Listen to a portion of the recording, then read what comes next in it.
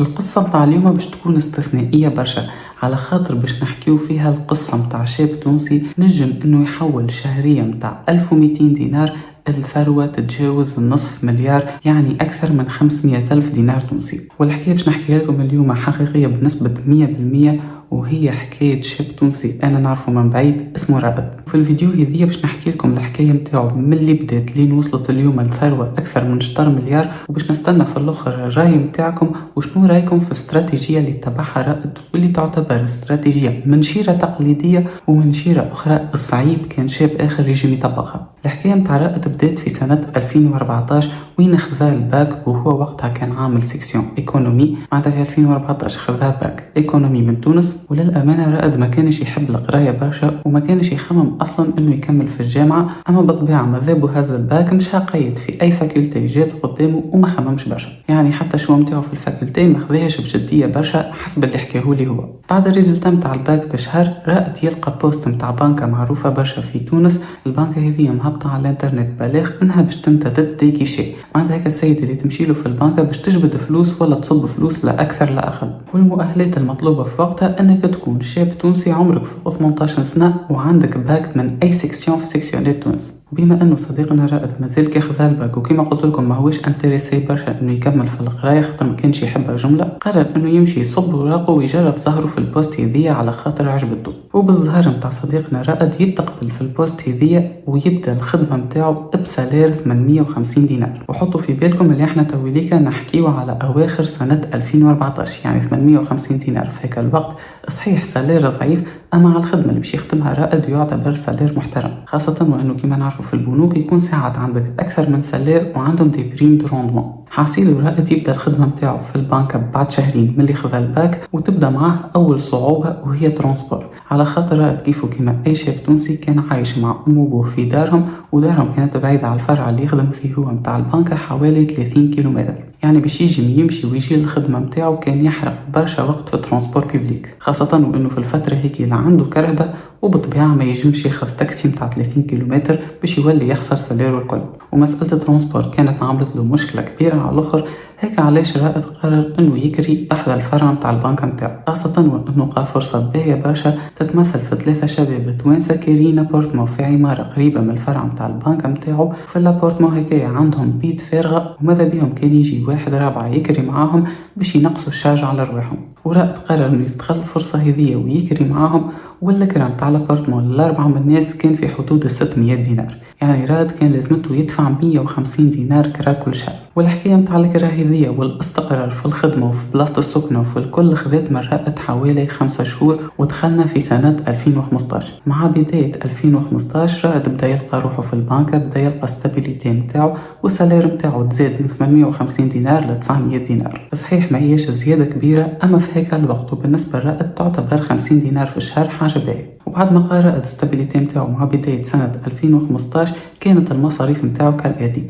150 دينار يدفع فيهم كل شهر الكرا نتاعو وتفضل له 750 دينار. وكما قلنا البلاصه الجديده اللي هو كاري فيها كانت تقريبا الفرع نتاعو في البنكه، هيك علاش ما كانش مطالب انه يدفع فلوس للترونسبور. بالنسبه لمصاريف رائد الحياتيه في الفتره هذه كانت تتراوح بين 300 و 400 دينار، نحكيو هنا بين ماكله وشرب وقهوه وخروج وغيرها. وكان كل شهر يزيد يدفع 200 دينار للابورتمون نتاعو بين الكتريسيتي وما وشويه قضيات يساهم فيها هو. حاصل توتاليتي المصروف نتاعو في الشهر الفتره هذه كانت في حدود 700 دينار، وكان يفضل في 200 دينار ابار لي بريم دو روندمون اللي ياخذ فيهم من البنكه، واللي كانت نسبيا فلوس محترمه خاصه في 2015. طبيعه رائد في نفس الوقت كان عنده شويه التزامات مع امه وابوه والعائله وشويه مصروف لازم يصرفه غاديكا، وكان يصرف على الامور هذه في حدود بين 100 و 150 دينار في الشهر، يعني كي يمشي يزور عائلته يهز في يده حاجه ولا حوايج هذيا. حاصل في وسط سنه 2015 رائد عمل الحسابات نتاعو لقى روحه يفضل في حدود 100 دينار كل شهر. اما فما حاجه صارت الرائد في شهر جويلية سنه 2015،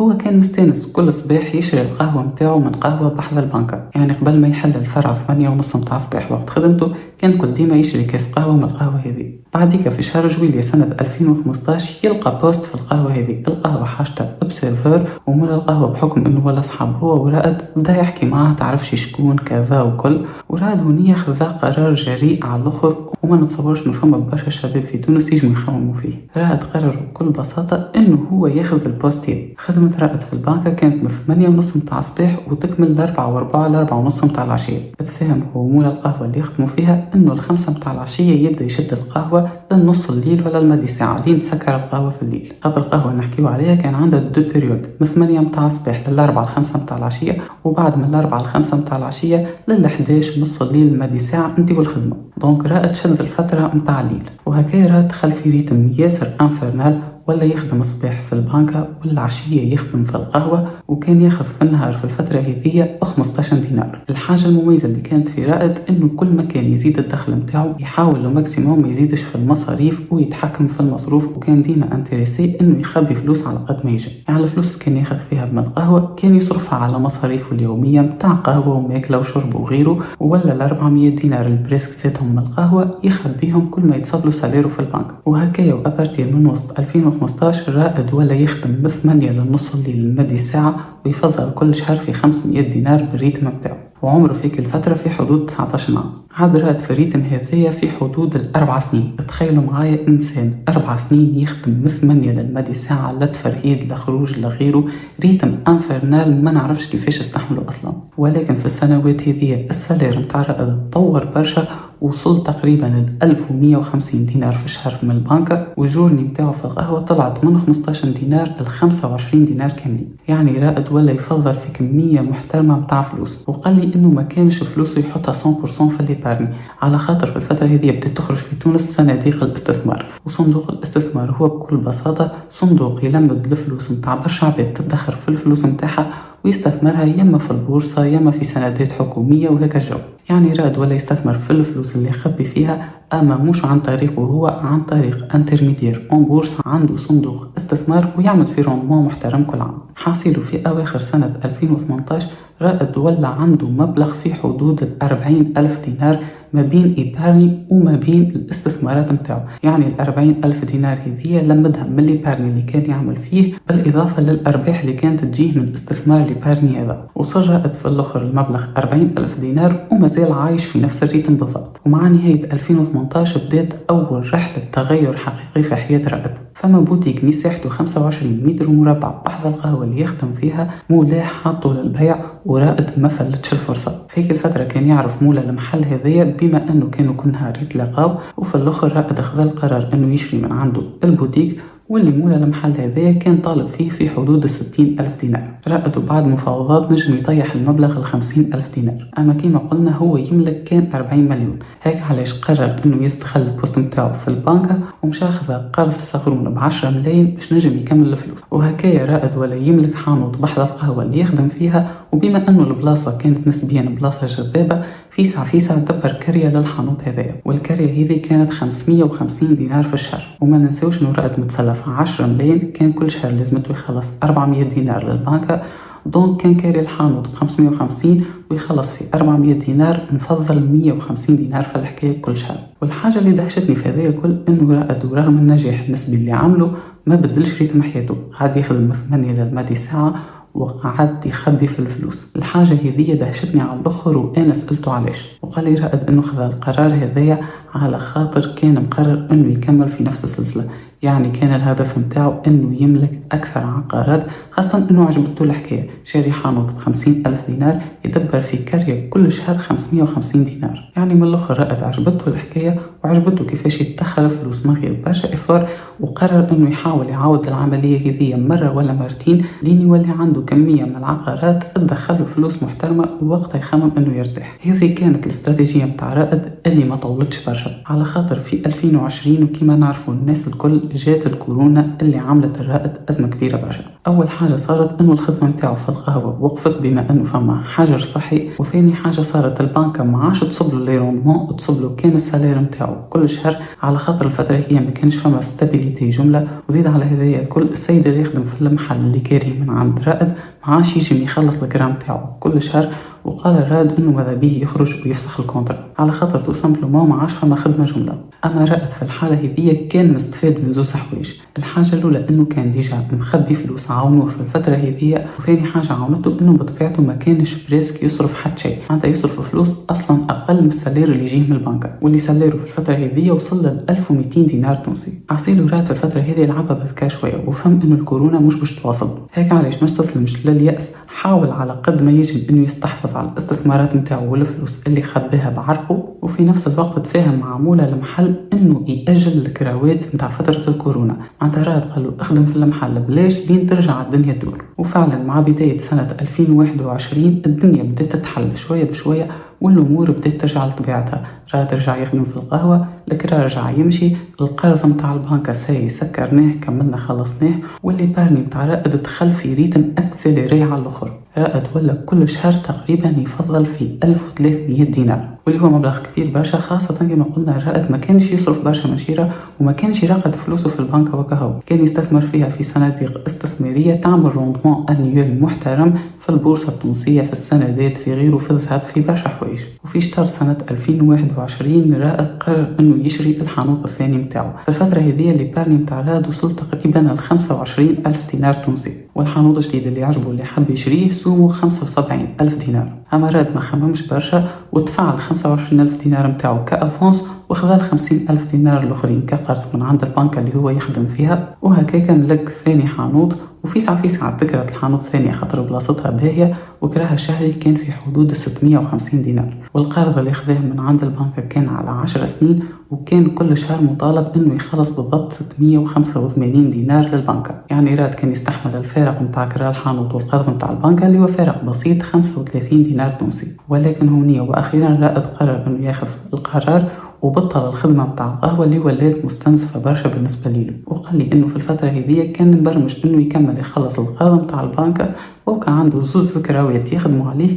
ابار السالير متاعو ماشي من البنك، واللي هي بالنسبة له ظروف مريحة جدا، خاصة انه رائد بدا يكبر في العمر وبدا يخمم انه يبني حياته. ولكن فما حاجة صارت في سنة 2022 بدأت تتحسن الحياة متاع رائد أكثر وأكثر. الحاجة الأولى إنه خذا ترقية من البنك، دبر بوست أحسن من أي شيء، وبدأ يخدم شوية في الاستثمارات بما إنه ولا يفهم في الدومين. وما ننساوش إنه في هذه الفترة عنده برشا سنين في نفس الفرع متاع البنك، دونك ولا عنده علاقات قوية برشا. وسالير متاع رائد طلع فجأة من 1300 دينار كل شهر ل 2400 دينار في الشهر، أبار إنه يتصبلوا أكثر من 12 سالير في العام. على خاطر فما معلومة تصور برشا منكم يعرفوها، في البنوك راك ما تخلص 12 سالير تخلص تقريبا بين 15 و 17 سالير. وأبار هذا الكل ولا فما انفلاسيون كبيرة في تونس، هيك علاش الكراوات متاع الحوانط متاعو ياسر زادت.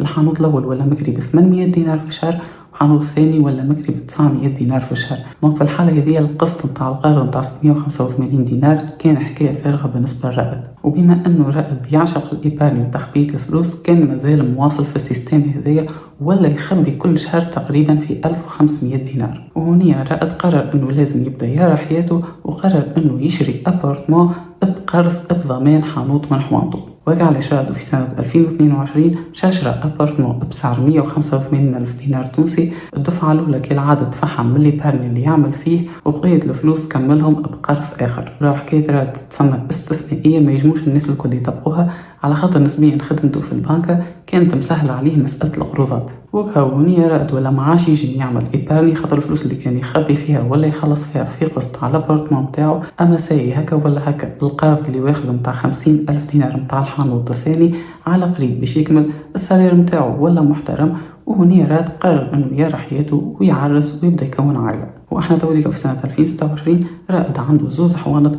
الحانوت الاول القيمه متاعو طلعت في ساعه خاطر البلاصه متاعو مغريه، ملي هو شراه ب50,000 دينار. توليك نفس الحانوت قيمته في حدود 140,000 دينار تونسي. الحانوت الثاني قيمته في السوق في حدود 120,000 دينار تونسي. والابارتمون اللي شاريه واللي مازال يخلص في الكريدي متاعو قيمته في حدود 240 ألف دينار تونسي. يعني اون توتاليتي رائد عنده ثروة حقيقية قيمتها 500 ألف دينار تونسي، وساليره حاليا ولا محترم برشا في حدود 2600 دينار كل شهر، وهذا الكل بخلاف الكراوات اللي ياخذ فيهم حاليا واللي ماشيين باش يخلصوا القروضات نتاعو. يعني اول ما يكمل يخلص القروضات نتاعو رائد يجم يدخل اكثر من 4000 ولا 5000 دينار كل شهر بالاسعار الحاليه، ابار قيمه الاصول نتاعو المرتفعه برشا. وانا بصراحه نحيي رائد على الاخر على خاطر مش سهل انك تعدي تقريبا 5 ولا 6 سنين من حياتك كان مش اكثر من يشرد الحساب الباهي متاع انك تخدم في قهوه وفي بنكه في نفس الوقت. نتوقع انه اغلبيه اللي يتفرجوا داهشين كيفاش رائد استحمل الفتره هذه